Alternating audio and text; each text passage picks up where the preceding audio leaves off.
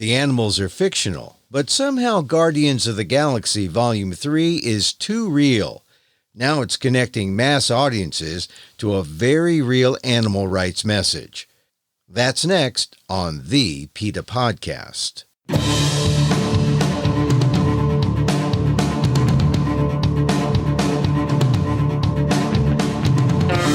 Welcome to the PETA Podcast. I'm Emil Guillermo, your host for this inside look at animal rights, brought to you by PETA, the largest animal rights organization in the world. On today's episode, Guardians of the Galaxy Vol.3. It packs a punch telling the movie going public about what goes on in our nation's laboratories where animal experimentation thrives. I've never seen the Guardians, but I have seen the videos of animal experimentation on PETA.org. That's frightening enough. The Guardians movie? That's actually more persuasive. Amy Meyer is PETA's manager of primate experimentation, which means she spends her life trying to shut all that down. We talked about the movie and the animal rights themes on the PETA Podcast. Amy, I didn't figure you to be a comic book cultist, but I understand you do like the Guardians of the Galaxy. That's your thing, huh? Yeah, I didn't know I would like it as much as I did, but it's kind of a unique series. Actually, I've liked all of them so far, but this latest one is especially special because of the unique animal rights messaging and the way that they are really showing what happens to animals in laboratories in real life. It was very emotional for me, and these films actually have a lot more character development and deeper plot than most comic book movies. So I think that's also, what kind of drew me to the series. Well, all right. For those who are uninitiated, a little tutorial in the Guardians of the Galaxy series. So what's it about? Who are the characters? And what galaxy are they guarding? Are they guarding our galaxy, a future galaxy? What are they doing, these folks? Who are the Guardians? Are they just like, are they like the Justice League or, an action hero union of some sort? What are they?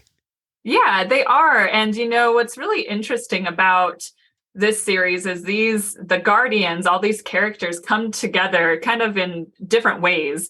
And the film really explains the friendships that they build together and the leadership they develop. And really, this most recent one, the Vol.3, is all it's centered completely around this character, Rocket, who is a raccoon, who he's essentially been genetically manipulated. And that's been known in the previous films. But this one is really looking more at his origin story. And that's what makes this really unique. And I think Rocket has been a favorite character among people who watch Guardians of the Galaxy in the first and second movie, but now there's a new level of appreciation for Rocket when you learn about his history and where it goes in this film. So Rocket the Raccoon, which sounds like, to those of us of a certain age, sounds vaguely reminiscent of a Beatles kind of character.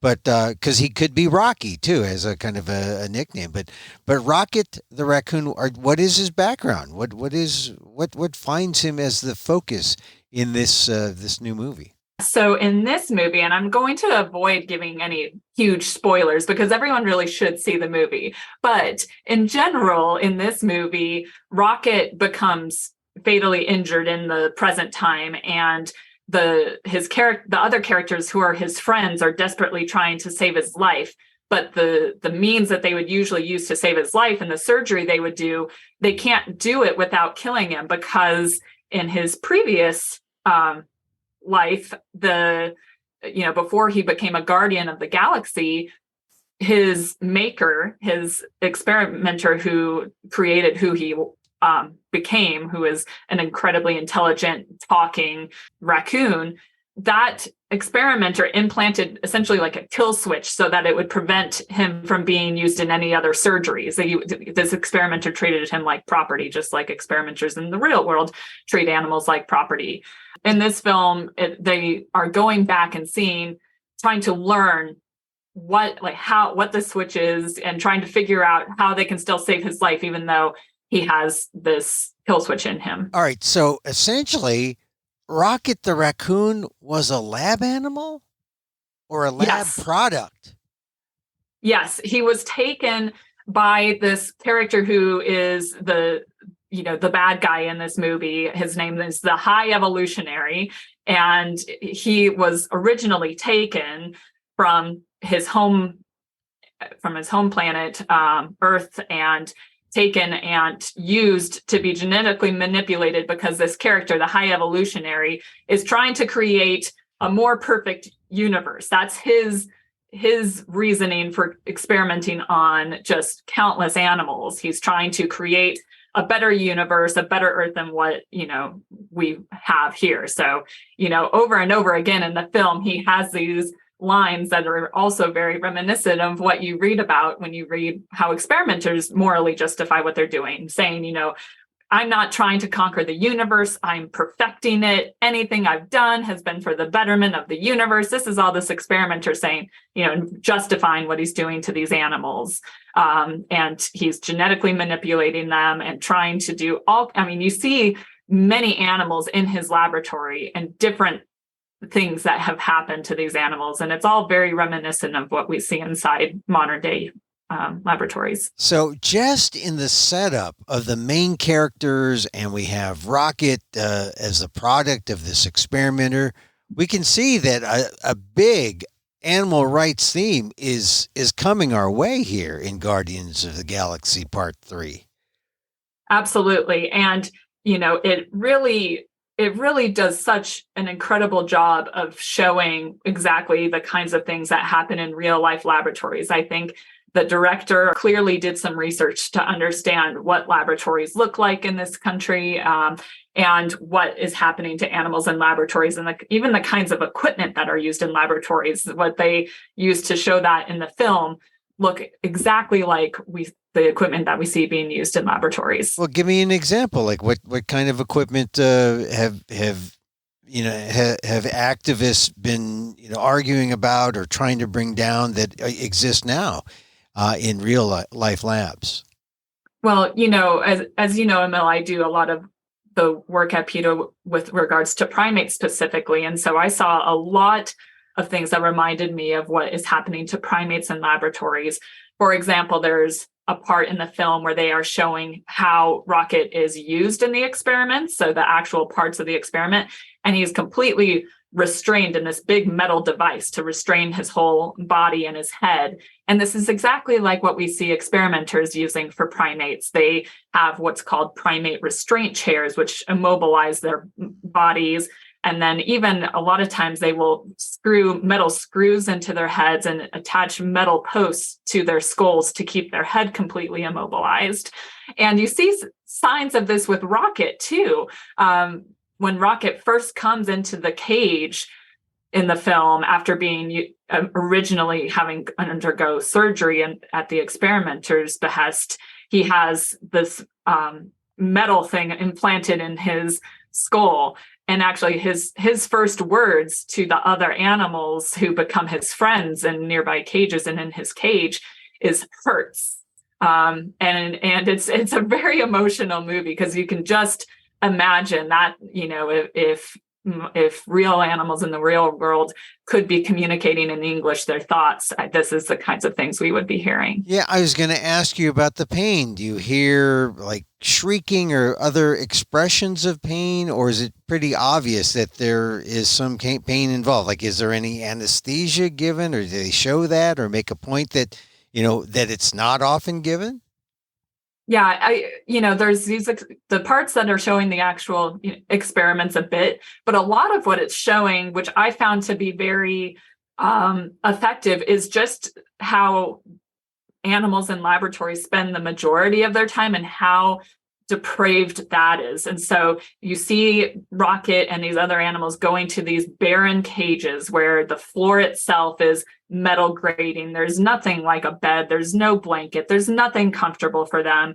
There's just these little pellets of food, I assume, scattered around the ground. No nice food dish. There's nothing nice about it. And they're under this fluorescent lighting, and it's just dark and it's just lonely.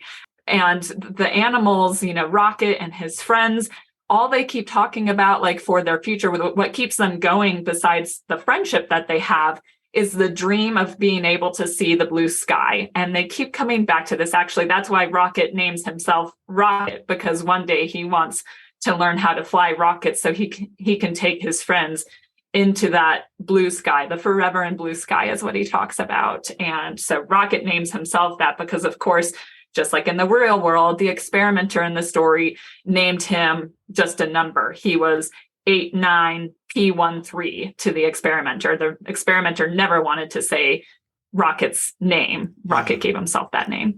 And that's exactly the way it is in the labs, right? There's no names. The animals are numbers. Animals aren't individuals, right? That's exactly right. And, the experimenter talks a lot about this too. There's a lot of really just moments of the story where he's saying, to Rocket, saying, you think you have some worth in and of itself without me? Like, no, like saying, like he's like, your only worth is what I can prove you to be, taking you from some biological matter and transforming you into something better. Really viewing these animals like they are just part of an end for him, not that they matter in and of themselves. And I think that, it doesn't take a rocket scientist watching this movie to immediately see how morally backwards this is. In fact, I watched the movie with a 10-year-old friend of mine. And at the end of the movie, she stood right up in the theater and she just yelled, "That's why we don't experiment on animals." And it was just, she got it. She got it. Well, tell me, this is the thing that's really kind of interesting about this. This is a big comic book style movie. Usually when they talk about these kind of movies, they're fighting, the threats to the world, and life as we know it, the existence of the world. Do you find that, the way you described it with one of the characters' origin stories, Rocket, it seems like quite natural to be talking about animal rights. Absolutely. I think it is pretty hard not to be talking about animal rights after seeing this film and talking about the moral implications of what we're doing to animals. And the fact that this all is happening with a raccoon, we don't see a lot of raccoons specifically in laboratories, but in general, at least in America, at least the part of America I live in, most people still view raccoons as pests somehow. They view them as pests just the same way they view rats and mice as pests. And of course, rats and mice are the majority of animals in laboratories. So the fact that you see this film and it's impossible not to empathize with Rocket. And just the friendships he forms. He tries desperately to save other animals being experimented on. He is clearly sentient. He's smart. He is witty. You just really grasp this character and why he deserves to have his own life and freedom. And I think it would be hard not to walk out of that movie thinking the same thing for animals in real life. Now, you're an activist and you work on these things in real life and you deal in facts. Now, what was your reaction as you saw this fictional character go through this in this fictional experimenter slash vivisector, actually portrayed in this film?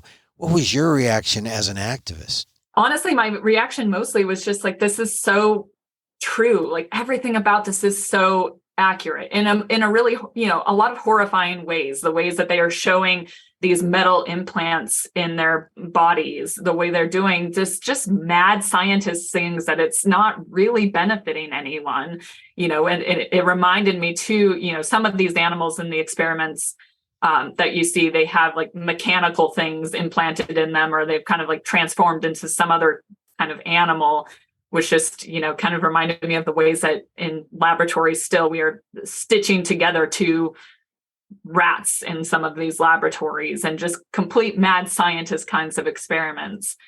And then you also see just like the emotional side of what happens in real life. They're taking these babies at the end. Rocket sees baby raccoons in the laboratories who have, been separated from their families. And we see this kind of thing happening a lot in laboratories. We see experimenters like at Louisiana State University who captured songbirds from the wild. We see in Southeast Asia, people who are feeding the primate laboratories in the United States, capturing monkeys from the wild, taking their babies away from their mothers and stuffing them into bags and putting the mothers into crates before they ship them out to the US to be used in painful experiments. So there was so much in the film that really was an accurate portrayal of what happens, but it was a lot more, emotional side. And really it was very emotional for me to actually see this as a story rather than reading about just the facts. Yeah, but doesn't that tell you something about what the power of story, right? The power of emotion over facts to be persuasive. And did that give you any insight in terms of your activism and how you put out that narrative to the public? I think what this film has done is really transformed what's happening into a story, which makes it digestible and easy to understand and easy for us to feel something unique. We can talk about how this is happening to 100 million animals every year, but it's so hard to grasp what that means. But when you can narrow it down to the story of one individual who was given just a number, never even a name, and that it resonates more. And I think it's really an important lesson in the power of story. Well, you talked about how the 10-year-old girl that you were watching this with in the theater, how she stood up and blurted out, "Stop the experimentation." Would she be one to do that in real life without the kind of emotional experience of this film? That's a great question. Maybe not. And how I've never talked to her about what happens to animals in laboratories. And how do you talk to a 10-year-old to tell them about the horrors happening? So this is a film that can get at that in a way that's approachable for even children, I think, which is just really unique. I was thinking about that because we're all storytellers, and some people, journalists like to use facts, but sometimes the facts aren't enough. And sometimes it's the emotion that sells a story. And I imagine it's the same sort of thing for activists who are trying to say, hey, look, here's what they do to animals in labs, and this is why vivisectors are bad. Do you often find when you go out there in protest or reach out to the public that sometimes those facts just fall on people with deaf ears? I do. Yeah, I think there are some people who need the facts, especially on this issue, because the other side are people in laboratory coats, which, everyone tells us white coats matter. And they're like, they are the ones who tell us the real stories. And so you need those facts, but you do also need an approachable story. And I think that it's true even with myself, to be honest. I think that I'm driven by emotion just as much as the next person. And when I had, I had a lot of flashbacks to things in my life, like through this film, that made it more emotional. I think you may already know that several years ago, we had adopted a dog who had been used in experiments, and she's no longer with us, but she was with us for about 4.5 years. And one of the things I remember from that experience is another one of the adopters who adopted a dog who had came from the same laboratory had an issue that needed to see a veterinarian for an x-ray. And when the veterinarian did an x-ray on this beagle,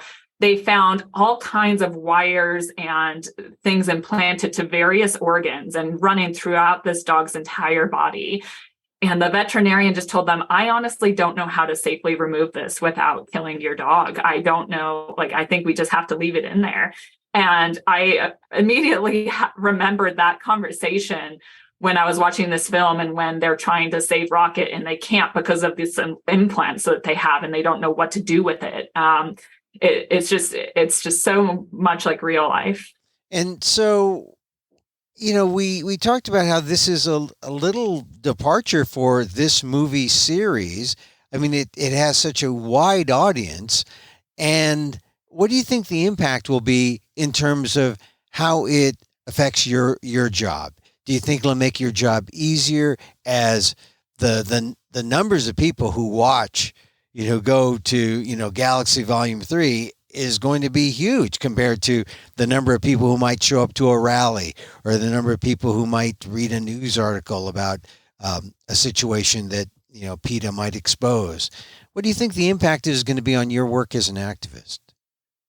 I think the impact is going to be, it'll be hard to measure even like into the future, because I think what this movie really is going to do is plant a seed in millions of viewers and plant a seed that, maybe we should be considering the moral implications of what's happening to animals in laboratories. And maybe we should be questioning the people who say they're doing this for the betterment of something, and really trying to like think and be like, are they actually motivated by creating a more perfect world?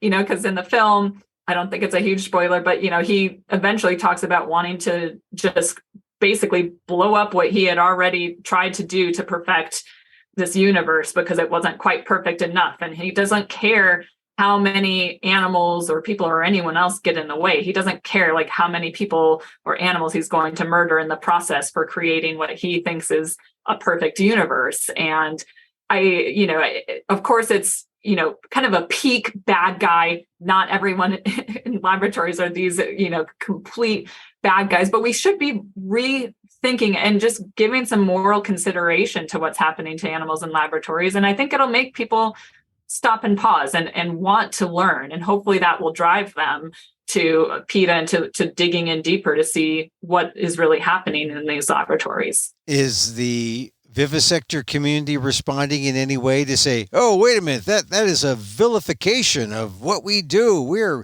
actually nice guys and we experiment on animals because we believe in humanity in the world? I mean, have you seen that kind of reaction?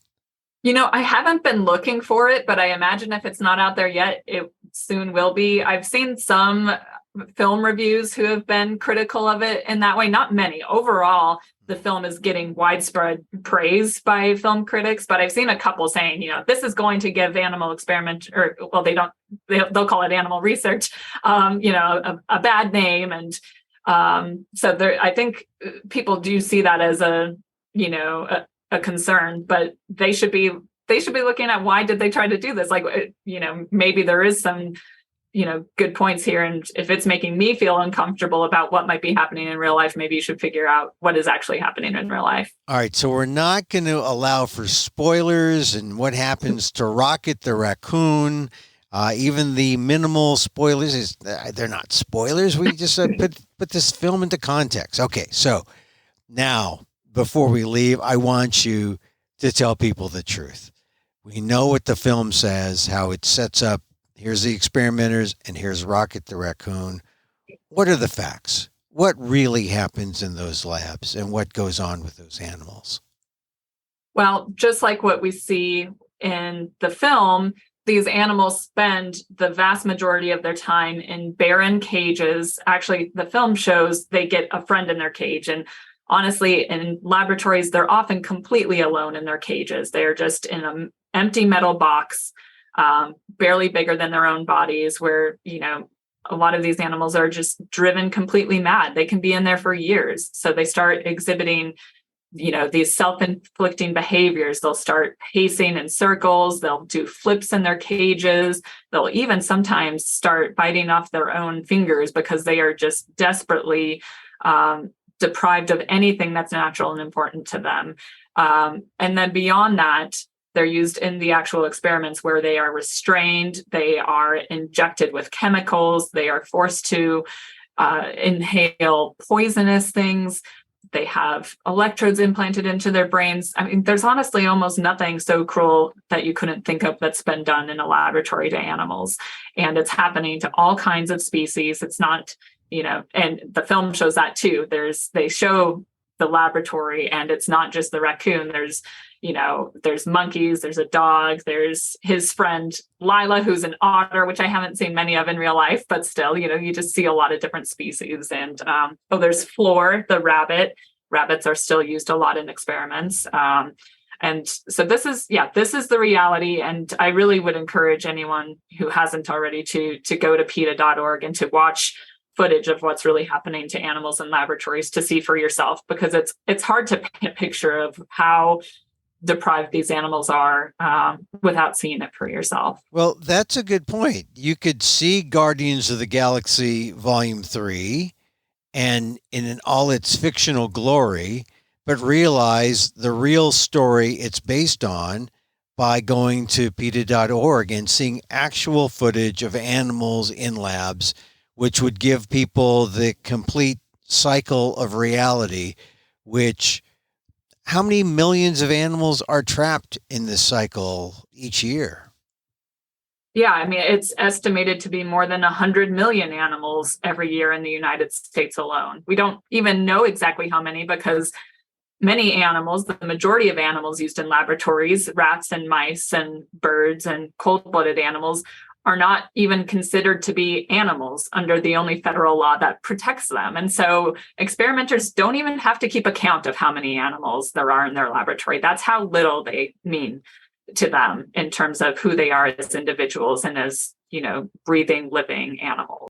But it's happening across the country in universities and government facilities and private corporations. But there's surely still people who are fighting for these animals, just like in the film. Rocket has his friends who are looking out for him. Rocket himself is looking out for the other animals in the laboratories, and there will always be people who are looking out for animals in laboratories here. Yeah, and if people have this connection or feeling for animals because of Rocket the Raccoon in Guardians of the Galaxy 3, then the magic of that fictional story or that narrative will have worked, because the reality is there's much to be done, and they can see that reality at PETA.org and really get a sense of the big picture. There's many animals just like Rocket who are still out there who still need to be helped, and we need to prevent future animals from having these kinds of grisly fates done to them. And even other characters in the film acknowledge when they start seeing what had happened to Rocket, they said, this is worse than anything that was done to me. Like even characters in the film who also had traumatic childhood stories. A lot of the characters in the film come with their own traumatic stories and story arcs. But they recognize that this is a particular horror that was done to Rocket, and that's the reality still in laboratories for other animals. And I'd imagine that because it's told in that frame of Guardians of the Galaxy Vol.3, it probably introduced a lot of people to this reality. This fictional narrative has helped bend the bridge to what's really going on. Yeah, I really do think so. I know a couple people who saw the film who aren't animal rights activists, and it really resonated with them. Some of them connected with their companion animals at home and really thought and got emotional thinking of what would happen, like what would it have been if that had happened to their companion animal, and really started just getting people thinking of what animals deserve and what moral implications this has on animals. And it's a really great way to start just getting people to think and to give consideration to animals in laboratories and to all animals that are being exploited for humans. All right. Amy Meyer, manager of primate experimentation at PETA.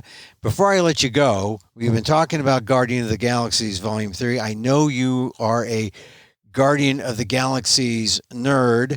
So tell me your favorite scene in the movie. Oh, gosh. What was my favorite scene? I mean,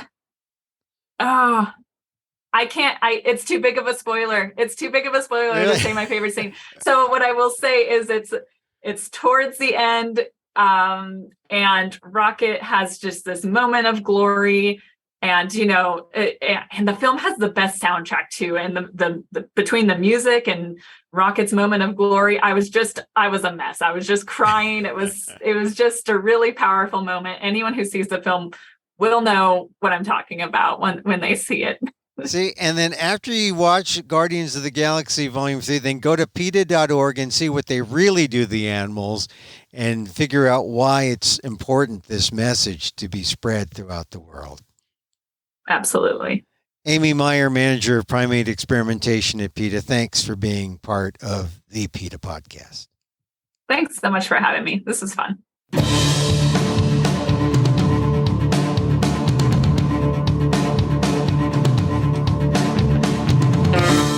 Amy Meyer is PETA's manager of primate experimentation, and she loves the Guardians and hates the vivisectors.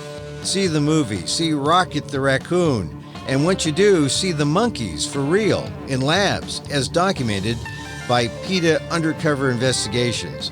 For more, go to PETA.org. And that's our show for today. Thank you for listening. Don't forget to send a link of this show to your friends. Tell them you like the PETA Podcast.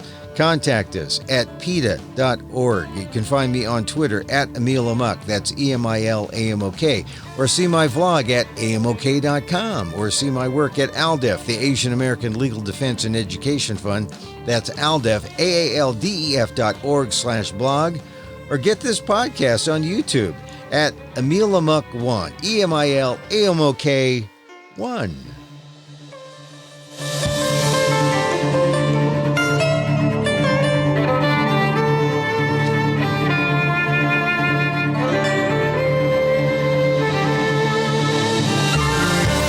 Once again, thank you for listening.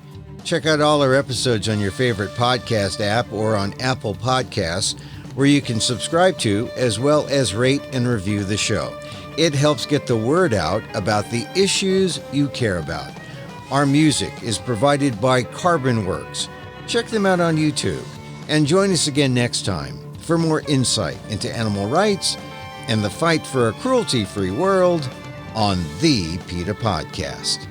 I'm Emil Guillermo.